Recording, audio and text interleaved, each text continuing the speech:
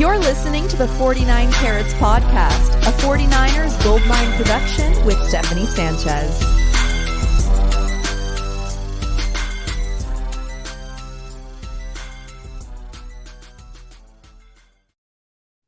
What's going on, everyone? Welcome to another edition of the 49 Carats Podcast. I'm your host, Steph, and joining me as always on a Monday is Chris. How's it going today, Chris? I'm good. You know what I'm saying? Getting this week started. It's good seeing you. Excited to talk about these draft picks. And I'm glad the draft is come and gone. You know what I mean? Like, it's like a big, the anticipation and the anxiety has passed, you know? Yeah, it definitely has. And, you know, I'm a little relieved myself because I feel like I can just kind of chill for a little bit until, you know, OTAs, and I guess it's OTAs now, but you know what I mean? Like once we get into training camp and stuff, I'm kind of just smooth sailing. I put a lot of work in during the draft, and it was actually pretty cool getting to interview like all those players the last few weeks and then seeing them get drafted, and then like now all those videos are getting a lot of recognition because like fans from those teams want to see, like they want to know what they got in some of these guys. So it was pretty cool. And the 49ers actually ended up drafting or signing a couple of those guys, Braden Willis, who I interviewed at the Combine. I shared his interview a couple of times, and then also Spencer Waege out of North Dakota State. He was someone who the 49ers signed as an undrafted free agent. So pretty cool to get that, get that content up. But, you know, today, Chris, we're talking about this draft, and, you know, a lot has been said about this draft already, so I kind of just wanted to make it more of a like, okay, let's talk about these players, like what's interesting about them and how do they fit in with the 49ers. I'm not really here to grade anything, you know. I think that's been done. I think, you know, we feel how we feel about the kicker situation, whether you like that pick or not. It's like, okay, whatever. But you know, we're just here to talk about some of the good things, make you feel good about some of these picks. Some of them we might still question a little bit. That's fine. But, you know, I think overall we're just we're excited to have a new group of guys come into the building and see how they fit in with the rest of this already stacked team, right? So let's just like get right into it. The first pick, and the 49ers didn't pick until 99, right? It was Penn State safety Ji'ayir Brown. And this one, like they started off with a bang. I thought this was a great way to start the draft. And, you know, you can totally see why they would like him if you think about the type of culture guys that they typically look for. You know, Ji'ayir Brown was named Penn State's team MVP, and he was also the winner of the Iron Lion Award, which is an award given to, I guess, like a player that shows up for strength and conditioning, and it's a strength and conditioning award. So definitely has some work ethic, is a plus for Ji'ayir Brown. And I'm excited about this one. I mean, we know that Tashaun Gipson, with 1 year left on his deal, you know, they were going to have to possibly look at drafting his replacement, have him waiting in the wings, learning a little bit this first season. And also with the addition of Steve Wilks this offseason, right, as the defensive coordinator, we knew he was going to have a real, you know, he was going to put a stamp on the secondary first and foremost. And I think this was a pick that really showed that. And Ji'ayir Brown, I think, kind of fits with what Steve Wilks typically likes. No, I agree. And one thing about, you know, diving into the, you know, the details, you know, regarding the draft picks and everything, I think that one thing that it shows me, and that this exercise always shows me, is that the Niners have a process, right? Like they have a plan. And to your point about, you know, grading the draft and so on and so forth, people have said a lot. I saw The Athletic had like the 32nd strongest draft at this past draft with the Niners and such, you know. So to me, when you're looking at these players' traits, the type of character that they have, you can see how they fit into the culture. You can see how they fit into, you know, the team that the Niners have constructed, especially from a defensive standpoint. And actually offensively too, we'll get into that. But considering the success that the Niners have had over the last, 4 or 5 years in particular, during the Shanahan and Lynch regime, it makes sense. You can see that these are like Niner guys, right? And then it Yeah. also shows to me that they have confidence in their plan from a scouting standpoint to a coaching standpoint and the type of player that they want to look at standpoint. So all that put together, to me, it kind of, while the Niners may not have had like the sexiest picks, I mean, they didn't have a first, they didn't have a second. They're at the end of the third, until they moved up for Brown. But given those circumstances and given all that I mentioned about, the coaching, recruiting, scouting, and the player profiles that they're looking for, it makes total sense why they were picked some of these guys that they picked. One additional thing that I'll mention about Ji'ayir Brown is the fact that he was an accomplished basketball player in high school. So the athleticism, that's a trait obviously that is consistent with Niner players, especially as it relates to the safety position. We've talked about this over the last year or so about so many that were former about how linebackers have been converted safeties and so on and so Mm-hmm. forth. So Yeah. showing that additional athleticism totally makes sense. He was a Niner guy. Yeah, for sure. And to your point about, the kind of players that the 49ers look for and, based on some of the coaches that they have, I believe it was it was Adam Peters. He had a post draft interview, right? They had the presser for him and Tariq Ahmad, and Adam Peters said that this was the most collaborative draft that they had, with the coaches and everything. And I think you can kind of tell that. I mean, even looking at the pick we're going to talk about in a second, the Jake Moody selection, anytime that, Kyle, John, anytime any of those guys were asked about that selection, they say Brian Snyder, loved him. And so I think some of these coaches, really had a strong say and voice in some of the players that got selected. And I hope that it means that these are good selections, right? Because not every coach is probably a good scout. It doesn't mean that you're going to be good at one over the other or anything like that. But I hope that it does mean that these players will be great fits. And I think that's part of the reason why maybe like we saw the 49ers not quite taking value, right? Because they were going for guys that were more fits than values. And that's why I Right. think they were one of the lowest. You look at any of the draft grades, 49ers are among, like, I think the lowest or the worst, right? In terms of value. And that, I don't love that personally, but it's like, you can't argue too much if those players end up just being great fits for what they already have. And Kyle Shanahan also mentioned the fact that, they didn't feel like there was any starting positions open on this roster. And that totally makes sense. Besides the kicker position, right? Is the only one that he said, like, they feel like they needed a starter. Clearly, Zane Gonzalez, they haven't really gotten a chance to see him, I guess, yet until, like, they really get into the competition. And I think they always plan to compete or have someone compete with Zane Gonzalez. So Jake Moody is that guy, right? They selected him with their second pick. And again, it was in the third round, but again, it was in the third round and you're selecting a kicker, right? So I didn't know how I felt about that one. I mean, I do get the reasoning behind saying he would have probably gone in the fourth round, which, if you look at the Patriots, who also drafted a kicker, or not also, but who did draft a kicker in the fourth round, they drafted Chad Ryland out of Maryland just 12 or so picks later. Then I think they were kind of right in saying that. But it was funny they picked him up with their second third round pick. They had 3 third-round picks, right? They picked him with the second one, and they could have probably waited till 101, but whatever. Jake Moody, of course, is someone that they, like I said, Brian Schneider really liked. And I think what they did like was the fact that he had big game experience.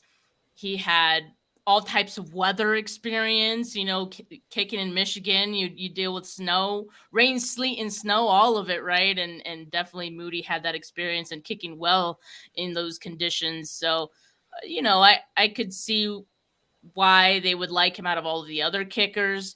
But again, the value comes into question, and I think that's totally fair. Now, if Jake Moody ends up being, one of the top kickers in the league, then I don't think in a few years we care that he was drafted in the third round. We'll probably just laugh about it. But even still, it made for an interesting pick and an interesting day 2 for the 49ers. Yeah, I agree with you from a positional value standpoint. I was kind of surprised that was the pick when it was. I mean, it obviously, expresses that was their guy. That's who they wanted. Personally, I think that, again, there are pros and cons with all of these picks, right? If Moody hits, then, that's great, obviously, in hindsight. But, given Zane Gonzalez or any other kicker for that matter that was in the draft, whether you got them later rounds or they were undrafted, this is going to sound funny, but I don't necessarily need to have Justin Tucker, right? I just need someone that's reliable. And what is the delta? I need Justin. I'm sorry, but I need Justin Tucker. Justin Tucker. He needs to be at that level. If you're drafting a kicker in the third round, he better be like Justin Tucker level. Without a doubt. No, you're right in that respect. Yeah, I was just saying, like, in general, right? Like, they wanted to go after. They were afraid that the best kicker in the draft wouldn't be there, so that's why they went and got him when they got him. I mean, who's to say he wouldn't have been or wouldn't have fallen, or who's to say that someone else, maybe didn't have Jake Moody as high on their board? Who knows at this point? But in my opinion, another kicker probably would have been there. You still have Zane Gonzalez in house. What's interesting to me is the aspect of there still being potentially a competition, right? Because you got him at 3. So I would think that, it would be tragic if he actually loses that competition to Zane Gonzalez, right? I mean, when you're thinking about the people who are on the board still at that time, that's what makes it kind of like a head scratcher. However, looking back at last year, I remember wondering why we weren't, grabbing some of the blue chip safeties when they were available on the board. I'm thinking to myself, I don't know, Hufanga, at least I personally thought at that time, was still a question mark, so on and so forth. They believe their process, so it's one of those like trust the process, situations, right? So they're convicted. I just hope it works out. Convicted. You use John Lynch's favorite word, convicted. Yeah, I hope it works out too. I have a old coworker, old buddy of mine who, he was a former Wolverine, and these Wolverine fans, like, they are diehards. Like, the Michigan alums are just very, they love their football team, and they will pound the table for any of those guys. But I think especially Jake Moody, after the 49ers made that pick, like, he texted me, he was ecstatic about it, because, of course, now he lives in the Bay Area. So he definitely loved it. I just wanted to share what he mentioned. First, this was the interaction. He said, Jake Moody, dude is so steady, underrated leg. And then, he went on to say a thread, like, why he liked Moody. And I just wanted to share this because maybe, just maybe, like, if we can feel better about the pick, this will help. So he said, He was in a place-kicking rotation in 2018 to 19 with Quinn Nordin. Nordin was the more explosive kicker, but Moody was always the more dependable. Not easy to perform when you're basically in a never-ending competition, but he did. And that's good because he is going to be in a competition, early on in his NFL career with Zane Gonzalez, right, who already has NFL experience, right, albeit he is coming off of an injury season. But, I think that Moody's going to be in that situation again. He's been there before, so hopefully that experience comes in handy. Here's what else he said. Moody had a dreadful 2020. I didn't like to hear that, but he said, as the entire Michigan team did. He was 0-3 in the season opener and only attempted 1 field goal after that, but he came back and was the best kicker in the country in 2021 and 2022. Confidence never wavered. At least at Michigan, Harbaugh has never been afraid to put his kickers in high leverage spots. He expects them to deliver, which is true. I think even about like Harbaugh's time as 49ers head coach, like, yes, he always kind of leaned on his kickers in important spots like that. And when you have a guy like Jake Moody who did deliver, I think even more you lean on a guy like that. So he even brought up all the games, 2018 Indiana, 2019 Army, 2021 Nebraska, 2022 Illinois. Those games were 100% Moody's to win or lose, and Michigan won all of them. He also went on to say that he kicks well on grass, on turf, in good climates and bad climates. To my point earlier, like, I think that was a huge plus that the 49ers considered when looking at Moody. And he also said he has a nice natural draw, but can also straighten the ball out when he needs to. I know kickers are kind of a crapshoot, but he's as experienced and well prepped a college kicker as you could have. So, I just thought like, yeah, like that was a ringing endorsement. I'm not a Michigan fan. I haven't watched all of their games. Like I couldn't really say all of these things about him, or I think someone who's seen all those games knows the situations that Jake Moody has been in and has excelled in. I lean on his word now, my friend Tony, and shout out Tony. Hopefully Jake Moody does work out, or I'm coming for you. But no, definitely was a glowing endorsement from him as well. And I can't imagine that, Brian Schneider doesn't feel the same way. Yeah, I actually forgot that he was a Lou Groza winner in 2021. So he was the best kicker in the country in 21. I did see some feedback, or I shouldn't say feedback, some information and data during, I think, the draft about how 2020 was rough for him. But I actually kind of like the adversity too, being able to flush that, move on, get better. I mean, he was the best kicker in the country after that, albeit in a amended season, because I think the Big 12 the Big 10, only did like 6 games or something during the COVID year or whatever. Yeah. So, I'm excited. I mean, the reality is if he's the man, I mean, the Niners may not have to worry about the kicking position for like 20 years. You know what I mean? Those guys play for a long time. Did you say 20? Yeah, those guys play a long time. You know what I mean? Like, remember, you're talking about the Harbaugh years. I mean, Phil Dawson was like what, 40? Yeah, Phil Dawson. He was an old dude. Yeah. Akers too, when he was. Oh yeah. Akers was legit too, man. So I mean, I think that they took a swing. I think is what they were trying to. They went from it's clearly evident the belief and how they feel about Robbie Gould, and they wanted to kind of replace him with who they thought would be the best to do it. So, We'll see. Like we said, it is a crapshoot. The draft overall, but I think like there's been several examples now of certain kickers who were the top kickers in college that go to the NFL and just turn into pumpkins.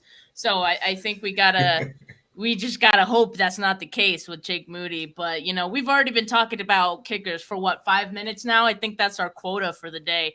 The following pick, and this is why it was still very confusing, because like I said, they could have drafted Jake Moody at like 102. I think that was the other pick, right? Their other third round pick at 102. And they went with the other one, So this pick was Cameron Latu, tight end out of Alabama. Alabama, you think Alabama and you're like, oh, great, this must be a great player. Not that Cameron Latu is not a great player, but I feel like he could have gone later in the draft. And this is, again, going to the point of value, right? Clearly, the 49ers don't care about what everyone else thinks about value. They just are looking for a specific thing, and they want the player that fits that specific thing. Clearly, Cameron Latu fit whatever they were looking for. The cool thing about him, he was invited to George Kittle's tight end university. He was one of 3 tight end prospects coming out of this class who were invited. So, that means something, to only be one of 3. George Kittle, I'm sure, had some good things to say about Latu after that. And, you know, he's a former defensive end in high school, and that's originally how Alabama recruited him. And it wasn't until 2019, I think, that he started playing tight end with Alabama. So he's still pretty new to the position. And I wonder if that's what the 49ers did like about him, the fact that he's kind of still he's like a ball of clay that they can mold into the tight end, their ideal tight end. And so, but that's still confusing to me though, because if you look at his athleticism, it's pretty average. He isn't fast. He ran a 4.78 40. His size is not very ideal either. He's 6'4", but 242 pounds, only benched 14. So I feel like when you're looking for a high upside guy that you want to develop, you also look at traits, right? You buy into traits and you hope that the athleticism is going to be enough to like mold into something good, but he doesn't even really have the traits. So I kind of like, I kind of wonder what they saw in him. I do know that the tight ends coach, Brian Fleury, did have a sit down with Cameron Latu that lasted about 2 hours where they were just going through tape. And I don't know, maybe there was a lot of must have left a really big impression on Brian Fleury if you know, they felt like Cameron Latu had to be the pick. Going back again to the fact that Adam Peter is saying this was the most collaborative draft that they've had with their coaches. Maybe that was a guy that Brian Fleury was, you know, hitting the table for, Cameron Latu. So they felt like they needed to get him. Not sure what the plan is for him either. I mean, I know some people have said that he's an average blocker. You know, he's not known for his blocking. I don't know about that. Like I was looking at, I was watching one game and, you know, yes, it was just one game. I'll have to watch more, but he looked like a pretty fine blocker to me. So I'm not sure. But again, I'm not sure what the plan or the role is going to be for him going forward. Yeah, I was kind of curious with this pick as well. And honestly, it was kind of polarizing because I saw so many, a lot of feedback and that was positive and a lot of feedback that was not very positive. So it's kind of interesting as well. And NFL Network had some, their kind of analysis was all over the place, kind of doing our, research and study for this, conversation today. I usually utilize some different sources, but it's interesting because, NFL Network says, he has some pretty solid pop and contact as a blocker. However, needs to work on bodying and walling off coverage. So I get the impression that as a weakness, that last part was, so I got the impression that, the blocking was seen as being like a strength. But again, others, I've seen other feedback, especially on draft night where that seemed to be a concern, where he was better known for, being a blocker or whatever the case. His numbers were similar to Kittle's, I think, coming out of college at that time. So, that being said, it's not like, Kittle was anywhere close to being as devastating of a tight end at Iowa as he is with the Niners. It remains to be seen, as you have said already, that, you kind of want to see what his role is going to be. Getting a tight end, especially the first one that you're, bringing into your draft class, I still am, looking for that other, I'm not going to say George Kittle, but, devastating dual threat kind of tight end, right? Like I was thinking that would be like a profile that was kind of stronger in regard to, being, stronger pass catcher. Yeah, exactly. Yeah. And then also, I was like that in this class. Yeah. So again, this gives the impression that this is one of, their guys, if you will, that they identified as being that fits their traits.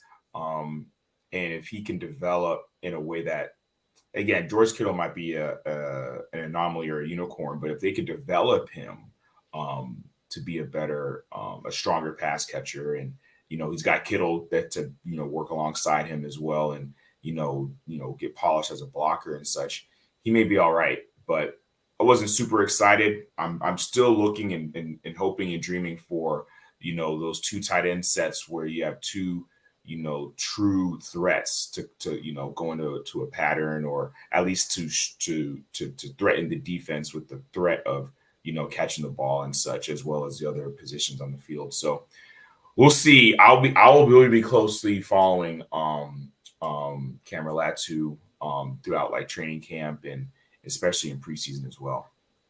Yeah, career stats in Alabama: 56 receptions, 787 yards, 14.1 yards per catch, 12 touchdowns. He wasn't the first option in that Alabama offense, which you can look as a good thing or a bad thing. I kind of see it as like a good thing because he wasn't getting the ball that often, and he still had a pretty decent role on the offense. I mean, yeah, he had a great quarterback who just went in the first. Yeah, he was the first pick in the draft. So we'll see how he does with the 49ers. But again, like, I don't think clearly they're not looking for someone who's going to contribute like right away. And they Which don't is need to interesting. because they do have George Kittle. But Sure. yeah. Sure. Yeah, which is interesting. You can go ahead and talk about the comment. No, to the point here by Great One 765, we don't need another Kittle. We just need a tight end that plays better than Dwelly and Warner to accommodate Kittle. And I don't think that's too hard to find. It shouldn't be, right? I mean, Sure. This was a great draft class for tight ends. But I guess I feel like there were other guys available who could also do that. Could have probably been better than Latu, who could have, in my opinion, I think he would have been there in the 5th round or later. I thought it was interesting that clearly they had a 3rd round grade on him. That's right. That was surprising to me. But yeah, the one final thing I'll say. Out. Yeah, the one final thing I'll say about him is is the fact that given everything we've said already, and then conceivably being in the Alabama offense, when you're playing on a team that's stacked with like 5 stars on the line, there's obviously excellent coaching, running backs, other receivers and such. Even in that kind of offense, he still wasn't like overly impressive, if that makes sense. That's kind of that. I mean, that could be sometimes playing with Alabama is a positive, sometimes it's a detriment, right? Because it's like you get the whole aspect of, you were at Alabama, so of course it was easier. But that being said, like, I just want to kind of see, how much of that was created by his own kind of talent or the system around him. So we'll just have to wait and see. Yeah. Yep. That we will. I'll definitely keep an eye on that come training camp. But the following pick, and now we're going into their day 3 picks. Day 3, I thought was great. Like it was awesome. It made me feel a lot better after day 2 and their picks there. Aside from Ji'ayir Brown, who I liked that pick a lot. But Darrell Luter, cornerback. They needed to find corners in this draft. We've been saying they need corner depth, and they found it in Darrell Luter. Sorry. He's a long-armed corner. He's strong. And Adam Peters, pointed out the fact that he was the most mature guy that they had met in the process, and they had a top 30 visit with him. They pointed out the fact that he's married. Like clearly these things like mean a lot to this team, and just like the culture fit. I think Adam Peters was asked about that after, like, is that kind of something that you look for?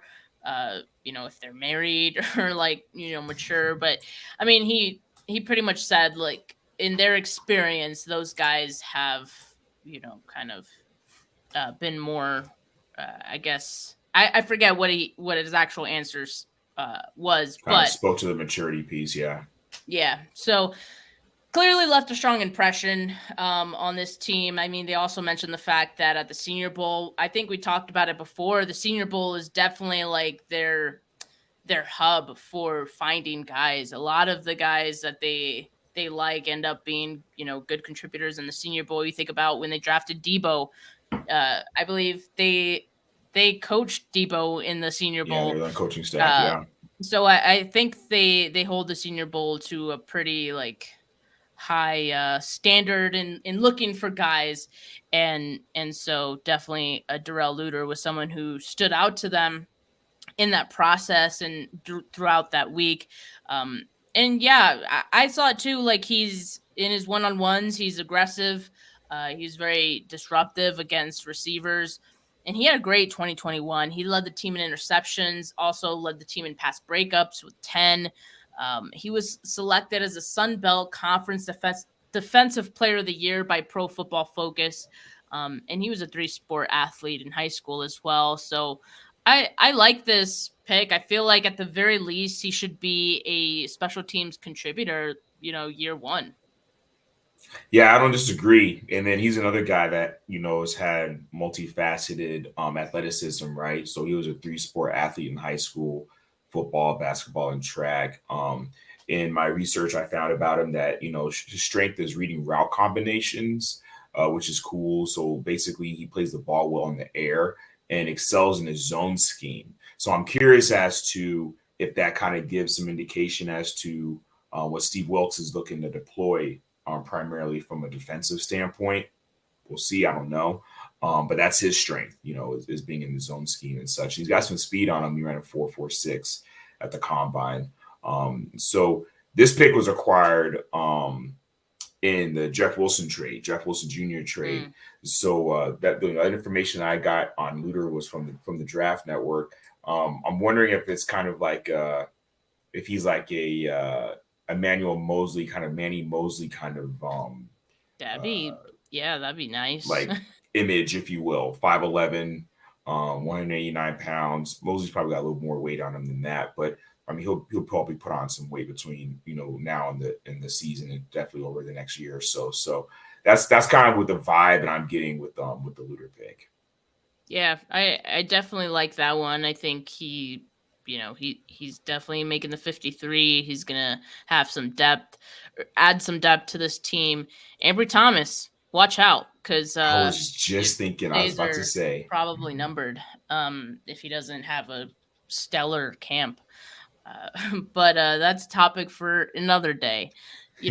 But moving on with the picks, Robert Beal Jr., I was surprised that the 49ers didn't go with an edge rusher in one of their third-round picks, but I get it, though. I think they really liked Yaya Diaby, but he went like way earlier than that. I think a little earlier than even I thought he was going to. So I get it. If he was on their board and he was gone, what can you do, right? So they went different directions.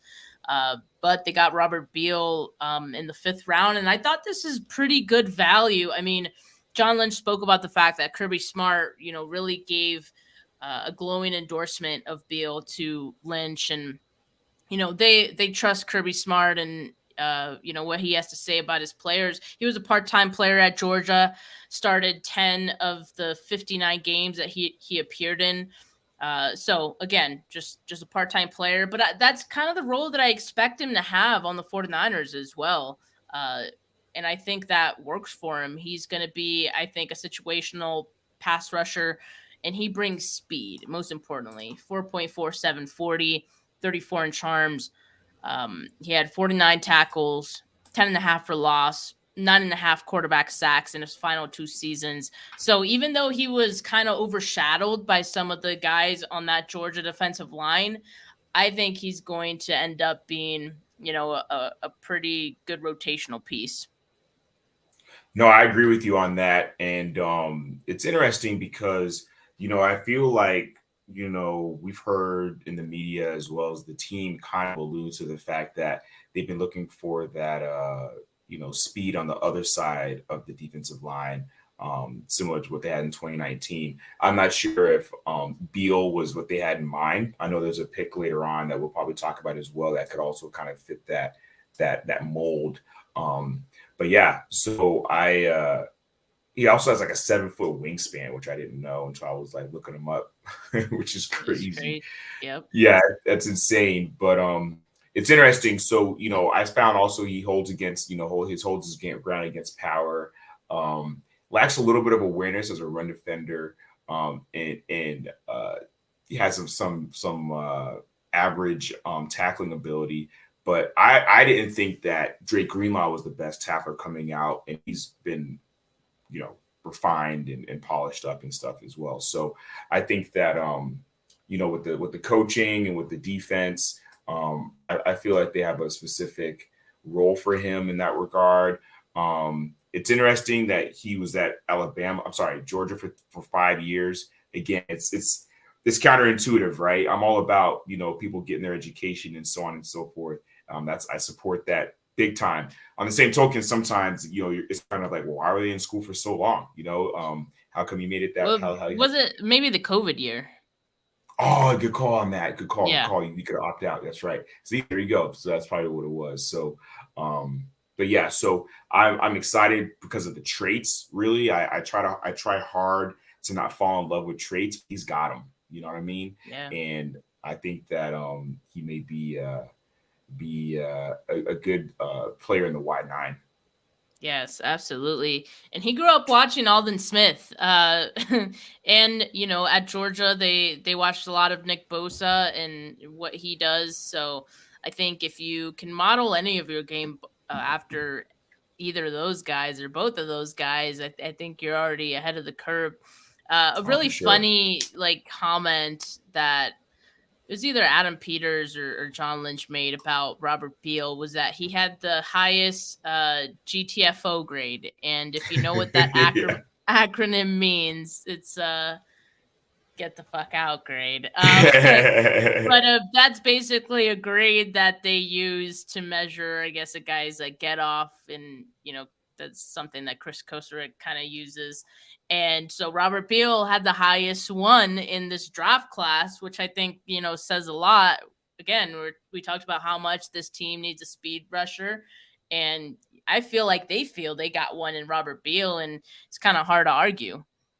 Sure. And I think that speaks to, because I saw Peters talking about that the other day, the GTFO. Oh, I think it was Shanahan that maybe said something to Lynch. He was like, hey, talking about the GTFO. But anyway, it shows that they have a process, right? And I'm sure, someone listening to this might say, yeah, well, every team does or whatever. Well, it's reinforcing because they have a plan. They have a formula that they're utilizing to identify and measure these prospects. So I like it. I love it, and we already know what Chris Kosarek, he does his thing. Best defensive line coach in the league, in my opinion. So I'm really excited to see what they can do with these guys. Yeah, for sure. And he played at the East-West Shrine Bowl game. Career stats, 72 tackles, 12 for loss, 10.5 sacks, 2 pass breakups, 2 forced fumbles. I'm excited to see what Chris Kosarek does with him. He can work wonders with guys who have the traits. So I think he can do a lot with him. But moving on, I mean, this was another pick that I really liked, another 5th round pick. So who would have thought, right? I mean, the 49ers seem to just have a knack for killing the 5th round. And I like this pick. Linebacker D. Winters out of TCU. 49ers, as well as being, great at drafting in the 5th round, also finding gems at the linebacker position. They've been great at that with this regime. And D. Winters, I think, is a guy who just looks like a Niner. He plays like a Niner. Watching the linebackers at the Senior Bowl, that was kind of something that I kind of pay attention to a little bit. And one of the guys that looked like a Niner was Marty Mayhew. And I talked about Marty Mayhew a lot, right? And he got drafted way early. I think even was it the 4th round or I don't know. So. He went pretty early, earlier than I thought he would have. And that was, you went before the 3rd round, I think. You went to the Patriots. So after, Marty Mayhew left, I was kind of hoping they'd go D. Winters because both of those guys were guys that I really liked and who looked like 49er linebackers when they were out at the Senior Bowl. They're, very quick to the ball. The recognition looked to be pretty quick as well. And that just something that, 49er linebackers are pretty good at or have developed to be really good at. So D. Winters was definitely someone I liked. I think he's on the somewhat smaller end, if I'm not mistaken, but, just because of the way that he plays, I think this is a great pick. At TCU, he tied Dylan Horton. And Horton, by the way, was a 4th round pick for the Texans. He tied Dylan Horton for the team lead with 14 and a half 14 and a half tackles for loss, while placing second with 7.5 sacks. He also played some wide receiver in high school, so he's got a bit of athleticism as well.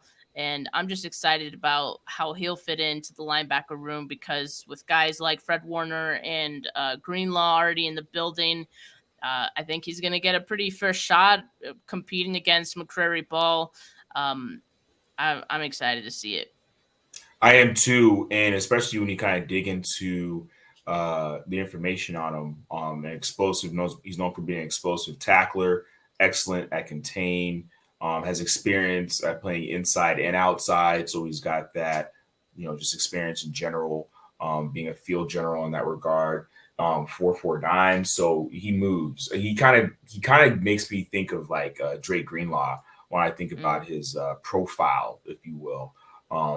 He's projected to be a will linebacker, so we'll see, how that all shakes out. But I do agree with you as far as, kind of the, I don't know if you want to call it a camp battle, but between him and McCrary Ball, whether, who's going to be kind of like the, the starter in that regard, and who might be kind of relegated to more of a backup / special teams role.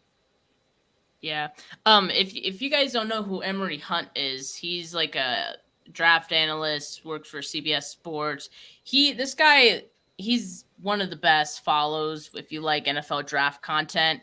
And so he had a draft guide, and he actually had D Winters as his top will linebacker, if you could believe it, ahead of Marty Mapu, ahead of other guys like Jalen Graham. He actually had as his number 5 ranked. We'll talk about it. But Dorian Williams was another linebacker that I saw a lot of 49er fans mention. He was higher than him. Henry Toto, he was higher than. So top ranked will linebacker. Let me just kind of relay some of the things that he said of D Winters, versatile player who I believe can play all 3 linebacker spots, top-notch athleticism, explosiveness, and fluidity within his approach, good football IQ versus the run game, able to trust what he sees, and then assertively gets downhill to get there. Again, like I feel like I'm describing a 49ers linebacker. You know what I mean? Like that's just how 49ers linebackers plays. And so I really feel like he fits into what they typically like. And I think he's going to fit in awesome with this group. I'm really excited about it. So D Winters, I think, is going to be potentially a diamond in the rough for this team. But let's look at the 7th round selections. The 49ers had 3 7th round picks, right? And, I said it before the draft, that I feel like if the 49ers wanted to double dip on any position, they could go edge because it was a deep edge class. They could go corner because it was a deep corner class, or they could double dip on tight ends. Very deep tight end class, right? And obviously we kind of felt it was a need in terms of their depth. And I've mentioned Braden Willis several times. If you guys, have seen any of my videos, if you guys seen me on other people's channels and they asked me like, who do you think could the 49ers draft out of these group of top 30 visits or these group of guys, I always said Braden Willis. He's always someone I mention. And because at the combine, I'll bring it up again. He said, I love them, they love me, so I kind of latched onto those words, and it turns out they did love him. John Lynch said that they had a 5th round grade on him. And so the fact that he was still there for them in the 7th round, they're like, we got to get him. So that's kind of what prompted them getting 2 tight ends. For them, that was great value.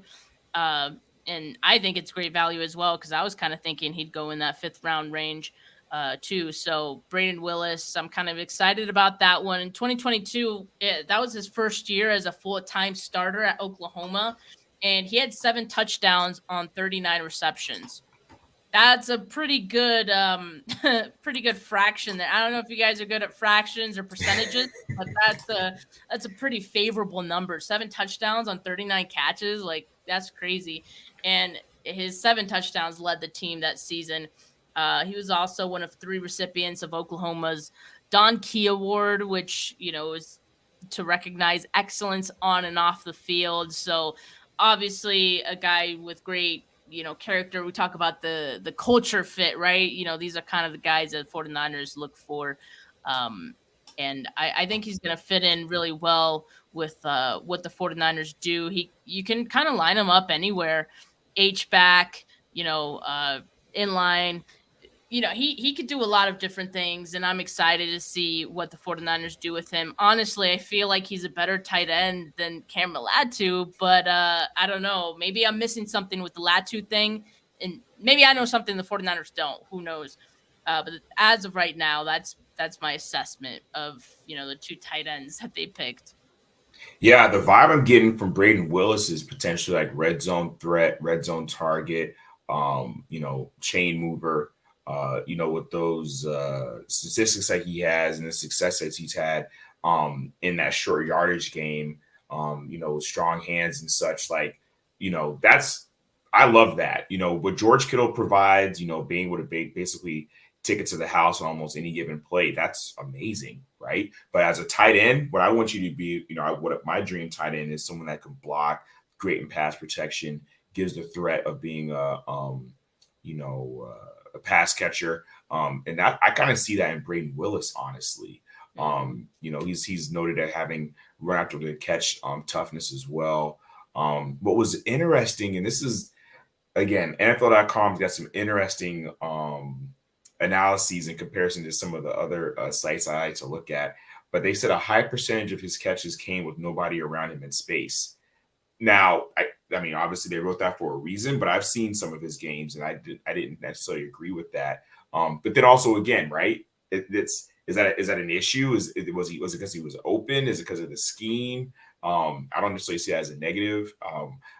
So I guess maybe that's what they're speaking to, is that I think a better way of articulating that is maybe they like to see a little more about his contested catch ability. I like that better, right? Because that's how many 49ers players are catching balls with nobody around them, So that doesn't make Brandon Ayuk or Debo any less of a good pass catcher. So at any rate, I am really excited about Braden Willis, to be honest. I'm a little more hype about him than Latu. Not to knock him, but that's just my perspective right now. So this is what Emery Hunt had to say about Braden Willis in his draft guide. He's an above-average receiver in the short to intermediate area of the field. Does a great job of catching the ball away from his frame, which makes him an excellent threat in traffic. Has the versatility to be flexed out as a big slot while also having the experience as a short yardage green zone wildcat quarterback. Yeah, there's a few times at Oklahoma they had him back there as a wildcat quarterback. So they can mix it up with him. He could do a number of different things. I feel like Kyle Shanahan is gonna kind of love the possibilities with Braden Willis. So I love this pick in the 7th round. Like, I think that's pretty good got slept value. on. Yeah, for sure. And I kind of feel the same way about this next guy, Ronnie Bell, also another Michigan guy. Clearly they love their Michigan guys, which is kind of funny. I wonder how Judd York feels about that. Like, just like all the hardball guys, becoming great players in the NFL. Michigan's 2022 Offensive Skill Player of the Year was Ronnie Bell. And, I think that says a lot. Also, team captain, again, looking at leaders, looking at culture fits, Ronnie Bell definitely fits that mold. And he can return punts as well. So I think even if he gets that, the dreaded doghouse rookie season, it's okay. Maybe he can contribute in special teams, and maybe at the very least he'll be able to return punts if anything happened to God, my mind is blanking. What is his name? It's the receiver that was in the doghouse. No, a return guy. Oh, Ray. Yeah, Ray McLeod. Sorry, Yeah. Ray. It's been a long week. It's only Monday. But yeah, like at the very least, he could be depth behind Ray McLeod, and I think he'll be a contributor sooner than later, especially when we consider the fact that Juwan Jennings, final year of his contract, Ronnie Bell can slip right in and potentially be a contributor. So maybe don't expect too much in his first season, right? Again, doghouse, but maybe in the future, or maybe Ronnie Bell would be the guy that defies the doghouse altogether. Maybe he has that pedigree where he doesn't even make it to the doghouse. Wouldn't that be something? But I like this Steph, pick. yeah, Steph, you know me. I love getting receivers active early, and I agree with Yeah. you. It would be awesome to see some productivity out of him early on. I don't know. I mean, that might be wishful thinking, but for whatever reason, it takes a little while for these guys to get going. I think Shanahan is like super hard on these guys for whatever reason. But a little bit more about Ronnie Bell. He's a couple years removed from an ACL tear. Did that in 21. So probably the residual aspects related to that are probably, kind of behind him. Some interesting notes that I found on him is that he may need a little help from scheme or zone coverage to excel or succeed. What better place to be than, with the 49ers as it relates to, an offensive, skill player, playing in a great scheme. So I think the Niners probably obviously saw that. That spoke to me as him being a guy that they probably want to go after. And also mentioning because he lacks a little bit of ability to separate from corners or those that are defending him. That can be refined. You know what I mean? I'm not trying that doesn't mean to say that he's going to be like that forever. But another aspect to his game that I found was that he's a strong run blocker. Again, that speaks to the type of receiver that will excel in Shanahan's system also. So I saw my share of Michigan games last year and he was balling. So this might be a guy that is maybe gets some run here and there. But I can see him sticking.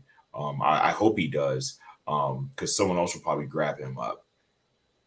Yeah, and actually, like when even in the pre-draft process, when I was looking into Ronnie Bell, sometimes I'd look into like some of the images because I would create, I create my thumbnails and whatnot. You'll see if you look at Ronnie Bell and look at images on Google, you'll see so many times he's like reaching out for the ball, he's making circus catches. And that's one of the strengths that Emory Hunt noted in his draft guide as well. Sacrifices for passes going deep downfield. He will lay out for it. You definitely see that in just some of the pictures. I thought that was kind of cool. So it's always nice to have a guy like that. He has really strong hands as well.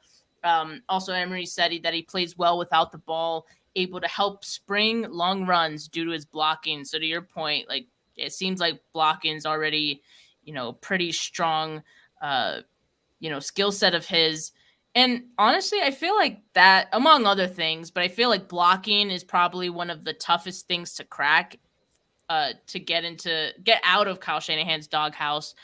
Yeah, that's true. So like I said, maybe he won't be in the doghouse, but we'll just have to wait and see. Now, if he gets the opportunity is another question because they got Debo, they have Ayuk.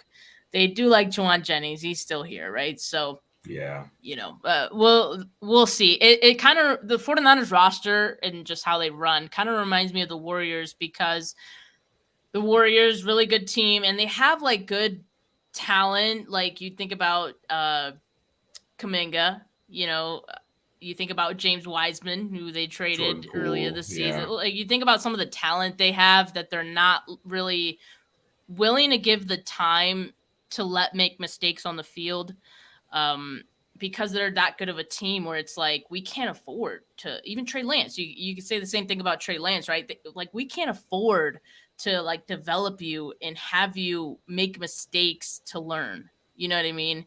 Right. So it's kind of the same thing, the skill positions and just everywhere for this team. So it is tough to crack this 53. It's tough to crack a starting position. You kind of got to like scratch and claw your way up to the top, just because they're already so stacked. But and I think that's why some of these draft picks not really looking at anything other than how do these guys fit? How do these guys, you know, how will these guys look as in terms of depth? I think something. I actually, after we finished talking about this last player, Jalen Graham, I wanted to show a clip of Tariq Ahmad and what he said about their process and um, how they were looking at this draft in particular too, and how they're not only just scouting, the draft class, but also scouting against their current group of guys. It's So interesting you say that. I was going to ask you a question about that. yeah, we'll talk about after this, but Jalen Graham, their final pick. I mean, they go another linebacker. I wasn't expecting them to get two linebackers, but I think again at this point they're looking at value compared to their board. So if they had an earlier grade on him, and which I would assume they did, and they didn't want to let Jalen walk or become a priority free agent, they pulled the trigger on getting him in the 7th round. He started all but one game in his collegiate career, which is pretty difficult to do, to just like start that many games, even from your first year there, Sure. at a college program, right? That's typically pretty tough. His career stats: 169 tackles, 12 and a half tackles for loss, 3 forced fumbles, 2 sacks, 3 interceptions. So, the 49ers know what they're looking for when it comes to the linebacker position, like we said. And so I trust that Jalen Graham could be someone down the line, maybe not this year, right? But down the line could be someone who, gets a larger role on this team. I agree. He's got some okay speed, 4.64. Very aggressive from what I can see. He's instinctual, strong tackler, known for wrapping up and finishing.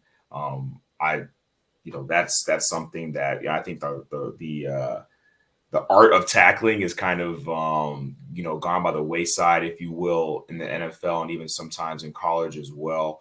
So I love hearing that. He takes on lead blocks and plays with high energy and physicality. He primarily played star at Purdue, so there's some negatives that have been shared about his profile that I think might be a result of that. Being mainly that like man coverage is a challenge for him.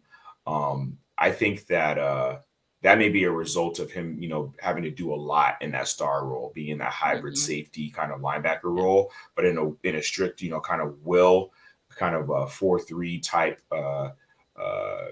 defensive scheme. He could probably, kind of, pare down. It reminds me of Samson Ebukam, who was talking about when he was at the Rams, he had to sometimes read and then react, as opposed to just being able to just go and just, do his thing. That kind of makes me think about, Jalen Graham as well. Whereas, in the star role, he's kind of going from one coverage to the other, moving around the field and so on. Those responsibilities are different. So that might be where I'm obviously making assumptions, but I feel like that might be kind of why some of the challenges that he had with man coverage may have presented themselves. But as a will linebacker, I feel like, he'd be able to kind of hone his skill set and his traits to be more effective in more specific aspects. So I'm excited about him as well. I was going to ask you, you spoke to this, but I was going to ask you as well, like if you thought that it was kind of interesting taking the multiple linebackers in the draft in comparison to not taking a lineman at all. I mean, they signed, a few as undrafted free agents, but to me, that spoke to, from the lineman perspective on its own, that spoke to the belief in the confidence that they have in the offensive line, everyone that they have in house, and I'm sure they're going to still pick up some guys. I mean, they haven't gotten to the 90 yet. But then, as it relates to the linebackers, specifically those will linebackers, it looks like they're stacking the deck in that regard to see what cream is going to rise to the top.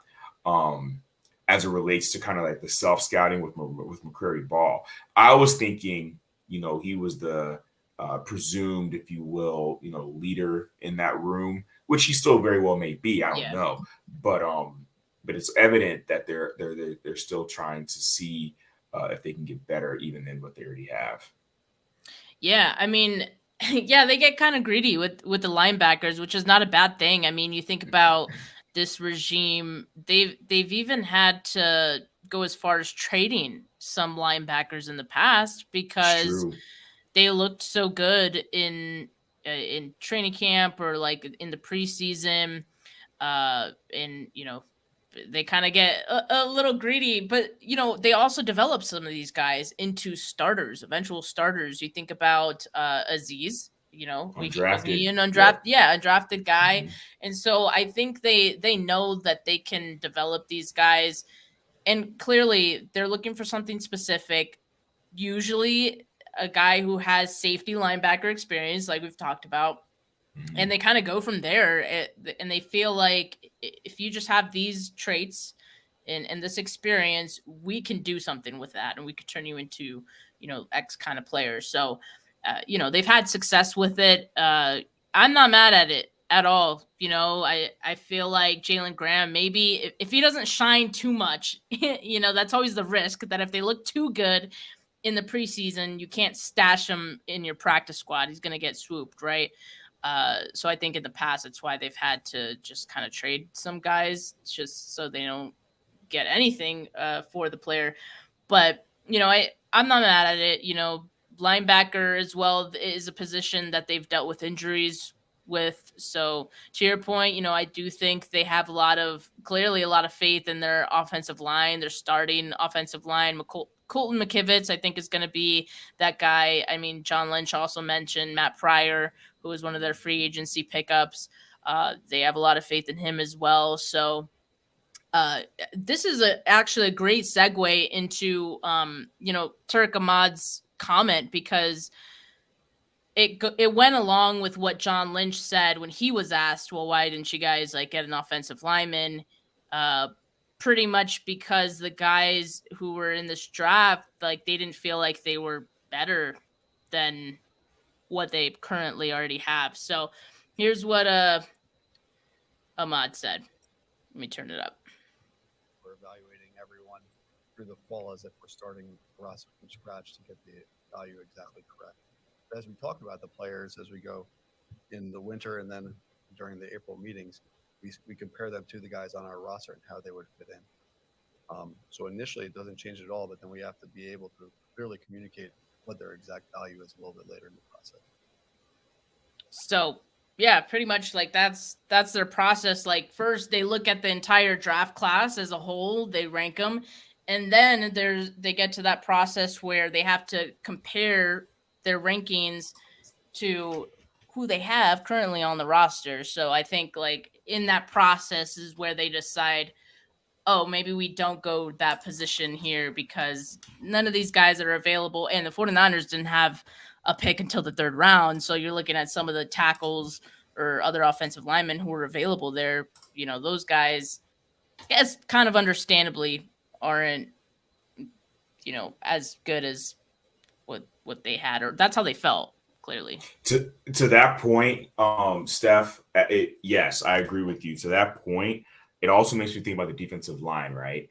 A lot of times, there are other your colleagues, podcasters or analysts and such that really think that when a player is drafted or whatever the case is really indicative or kind of tells a story as to what a team believes about their team structure, what their needs are. And maybe that's true. I don't know. I think sometimes due to trade ups, trade downs, people that fall, who's available when it's time for you to pick, that's more telling, because sometimes, if that's the best person available and they're free falling, I'm going to grab them, even if I don't, whatever. That being said, however, defensive line is another aspect, right? I was surprised that there wasn't, another defensive lineman that was maybe taken in this draft. But that told me that they must have, they just brought Kerry Hyder back. Obviously, Javon Hargrave. I'm talking about depth, right? I'm not talking about drafting for a starter from day one. Obviously, they feel good about Kerry Hyder's presence. Maybe they feel good about Kalia Davis's, rehab and what he showed the last, I think, 2 or 3 games of last year's when he was practicing. He couldn't hit the field because they didn't activate him. But that is something else that, we didn't speak about just yet. And also I haven't really heard many people talk about. To me, that gives me the impression that they're okay with where they're at from a defensive tackle standpoint as well. Even though one could think that the Niners could have drafted a defensive tackle as a potential, and I don't want people to come for me, but like heir apparent to Eric Armstead, right? Because of his contract and so on and so forth, and maybe because of the productivity he had last year during the regular season. Granted, he was injured a lot, but didn't have any sacks. But at any rate, you get what I'm saying. So that being said, the fact that they didn't grab another D tackle, or like 3 tech or whatever, that kind of speaks to me about that. That kind of tells the story to me that maybe they're good with what's in house. Where in contrast, getting multiple linebackers, they're looking at maybe even getting stronger than what they already have in house. Yeah, absolutely. I mean, yeah, it's definitely. I don't know if we, the fans, always see the vision, right? Until we see the product on the field. Come Sundays in the fall, then we're like, oh, okay. It all usually ends up panning out. But yeah, I mean, the 49ers have always had these kind of weird drafts where they'll reach on certain players.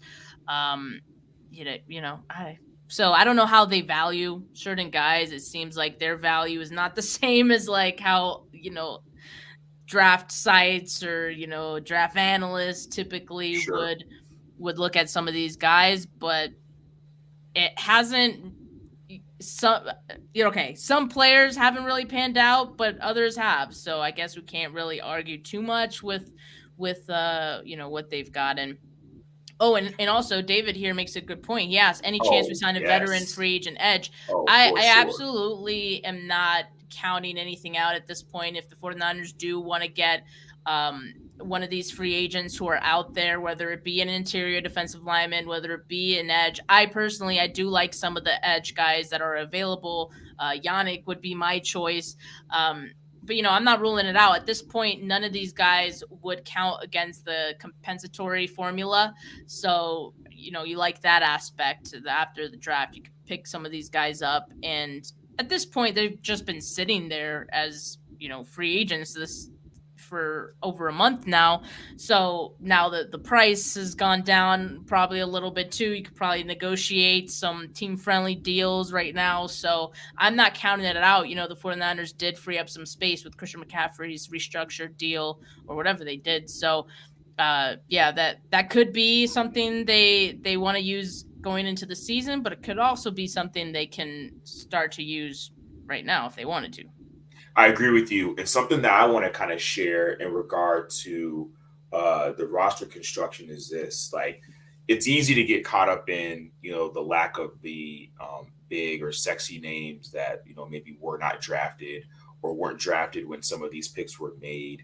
But again, like, I'll just speak for myself, right? Going into this last season, as you know, we kind of talked a few times, I was a little concerned about the offensive line, right? Offensive line was essentially not an issue, right? 5th ranked offense. Spencer Burford did his thing as a rookie. Aaron Banks, after redshirting that year, had a strong season. So it's clearly evident that these guys know what they're doing, right? I'm not trying to say I'm one of those, commenters that you see on like Twitter or Instagram where it's like, well, obviously they know better than you do. But clearly, many of us were concerned about offensive line. You've heard multiple times in this draft, every analyst had on their board that the Niners needed offensive linemen. Well, I mean, clearly, with their free agent pickups, as well as, maybe they're happy with the step Jalen Moore took. Clearly, they're happy with Colton McKivitz.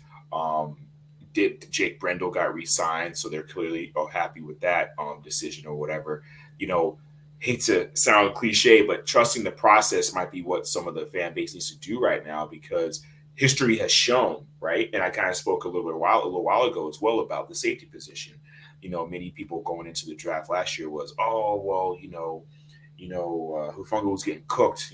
Adam Thielen cooked him in that game, and this person cooked him in that game, or whatever. Dude was an all-pro this year. So clearly, they trusted in their staff. They trusted in the development of that particular player. If they didn't, they probably would have gone to try to get more reinforcement and shore that up. But specifically in Hufanga's case, when Tart moved on, then they were clearly okay with moving him into that position. They believed in him. That being said, as it relates, looking back at this draft class, people taking a breath, letting 24, 48 hours pass, kind of diving into these guys a little bit more, you see where they fit, you see how they fit the culture, you see how these are the types of players that have, you know, contributed. These types of players have contributed to the success that the team has had over these last few years that resulted in, you know, 3 NFC championship appearances, 1 Super Bowl appearance. So yeah, I think that's probably what the fan base needs to kind of do a little bit, as opposed to, you know, comparing, right? You know, that saying, like, comparison is the thief of joy. When everyone's like losing their minds and, like, you know, crowning Howie Wiseman, what was it, Roseman, or what's his name, the GM from the Eagles, as, like, you know, the man, because of the big names that they're acquiring and such. That's good for them. That's well for them. But these guys appear to fit our system, a system that has clearly worked and a system that's clearly had success. So, yeah, I think that might be some of the approach that some of the fan base should take more of. Yeah, I mean, it's always tough to judge, you know, a draft right after it happens. Sure. I mean, in actuality, we don't really get to know what these players are going to be until at least 2 years after, right? So I think we can judge now, but I think some judgment should be saved for later. So we'll definitely do that and continue to look at these guys, and that'll start at training camp, right? We're gonna get a good look at some of these guys and see where they could start to fit in, get a clear picture. But for now, you know, I have no problems with it. I thought it was a fine class, so I'm good with it. And man, we've gone over an hour now talking about this class, and they had a lot of players, so it makes sense. Chris, thank you so much for joining me today and talking about, you know, this draft class. Always love to hear what you think about it. Tomorrow, guys, I'm gonna have Ryan Roberts of Rise and Draft. We're going to go through the draft class. And in addition to the draft class, we'll also talk about the undrafted free agents and which one of those guys, you know, he likes the most and whatnot. But for now, make sure. Oh, what up, RJ? I haven't seen you out here in a while, man. What up, man? Missed you on here. But make sure you guys like this video. Make sure you guys subscribe if you have not yet. But for now, have a good rest of your Monday. Have a good rest of your week. Peace.